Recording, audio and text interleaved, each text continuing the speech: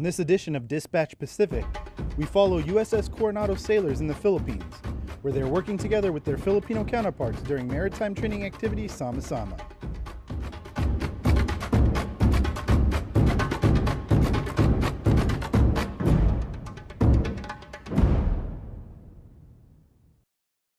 I'm currently underway with the USS Coronado during maritime training activity Sama-Sama. I'll take you aboard the ship and show you what life on an LCS is all about. The Coronado is one of the newest ships in the U.S. Navy, known as a Littoral Combat Ship, or LCS, designed to support different mission packages depending on the environment in which they're involved. Their crew of only 70 sailors is currently in the Philippines, in the Sea of Cebu, sharing techniques and tactics with their Filipino counterparts.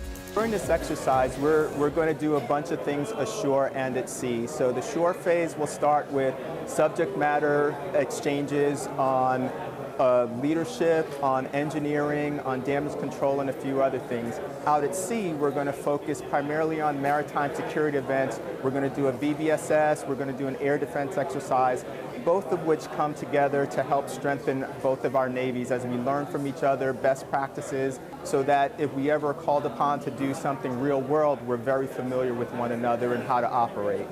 One of the shore-based exchanges was a medical subject matter exchange. Emergency medical trained sailors traded their experience of medical at sea by giving multiple days of presentations, then performing hands-on skills with their Filipino partners.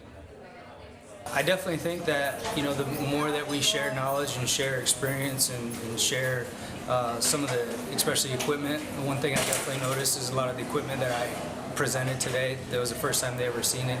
They're very eager to get the information on how to obtain it, what it was, different medical equipment that they could use.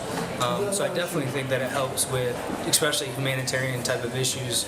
Another major aspect of the exercise was maritime security. Sailors practice important skills to keep the sea safe from things like piracy, terrorism, and human and drug trafficking. We're doing VBSS, which is Visit Board Search and Seizure, with the Philippine Navy, and we are exchanging strategies with them on searches, tactical movements, boarding techniques, and we're basically teaching them how to control the situation. After the sailors traded ideas and tactics on land, they took to the sea to do some practical hands-on realistic scenarios using Philippine Navy vessels. The sailors embarked on an 11-meter rigid hull inflatable boat launched from the mission bay of the Coronado. The 11-meter rib is a fast craft designed specifically for these types of missions. Today we did a non-compliant boarding, doing MEO operations, maritime interception operations.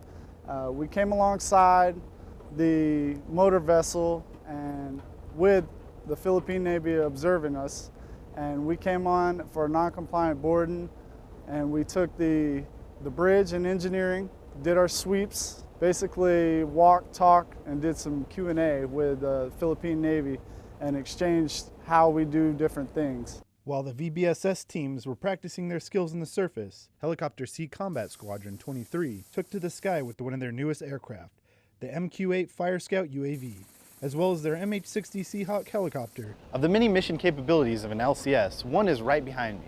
This is the Fire Scout UAV, flown by an embarked aviation detachment on board. The UAV has multiple mission capabilities, but don't let me tell you about it. Follow me and we'll talk to a subject matter expert.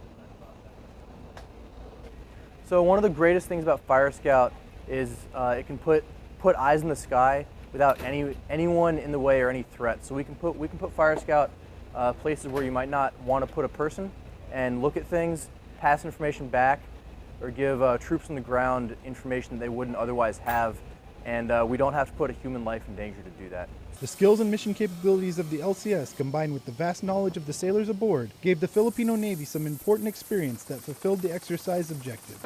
And so the exercise reflected the Philippine government's needs and desires for the kinds of skills that they wanted their Navy to develop. Things like boarding, search and seizure, things like search and rescue out at sea using both ships and aircraft, diving subject matter exchanges, medical subject matter exchanges, construction and other kinds of exchanges on the technical side of things, including cyber. And the exercise achieved all the objectives. And sailors obviously had challenges in the course of doing business, but they did what sailors in every Navy does. They overcame and they adapted and they got through it.